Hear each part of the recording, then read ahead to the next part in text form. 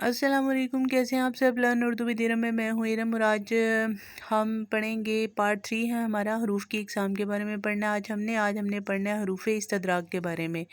یہ کسی بھی شک کو دور کرنے کے لیے اور کلام میں فہم پیدا کرنے کے لیے استعمال کیا جاتا ہے، یعنی کلام میں فہم پیدا کرنے کے لیے اور کسی بھی قسم کے شک کو دور کرنے کے لیے ہم جو بھی الفاظ استعمال کریں گے وہ سارے کے سارے الفاظ جو ہیں وہ کس میں آ جائیں گے؟ حروف استدراک میں، یعنی لیکن، مگر، واللہ، البتہ وغیرہ یہ سارے الفاظ جو ہیں کس میں آ جاتے ہیں؟ حروف استدراک میں۔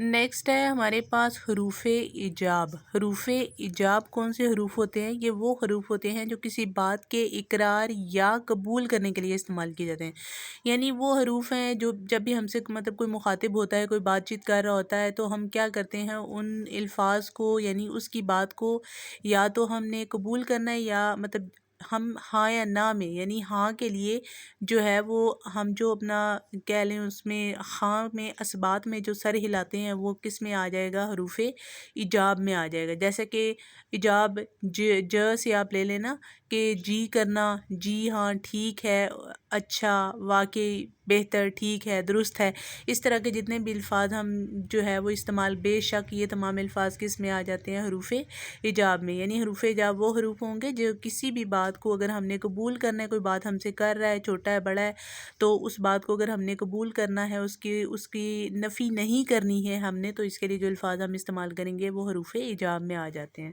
نیکسٹ آتے ہیں حروف استثناء۔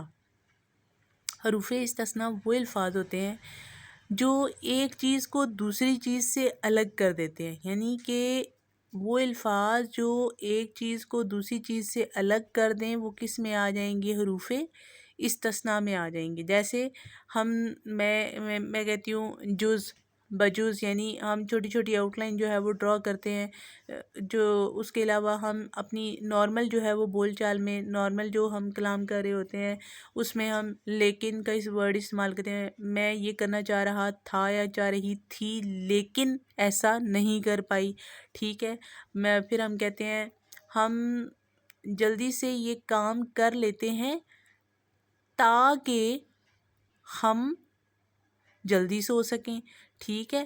آگے ہے اس لیے، میں اسکول جانا چاہتا تھا اس لیے، یا میں اسکول گیا اس لیے کہ میں چھٹی نہ کر سکوں یا میری چھٹی نہ ہو۔ اس طرح کے تمام الفاظ جو ہے یہ کس میں آ جائیں گے؟ حروف استثناء میں آ جائیں گے۔ نیکسٹ آپ دیکھیں حروف علت، جس کی ہیڈنگ جو ہے نا وہ رہ گئی ہے۔ حروف علت وہ حروف ہوتے ہیں یا وہ الفاظ ہوتے ہیں جو کسی بھی کام کا اظہار کرنے کے لیے ہم استعمال کرتے ہیں، یعنی کوئی بھی کام ہم کریں اس کے اظہار کے لیے ہم نے جو بھی الفاظ استعمال کرنے ہیں وہ سارے کس میں آ جاتے ہیں؟ حروف علت میں آ جاتے ہیں۔ جیسے اس لیے، لہٰذا، کیونکہ وغیرہ، یہ تمام الفاظ کس میں آتے ہیں؟ حروف علت میں۔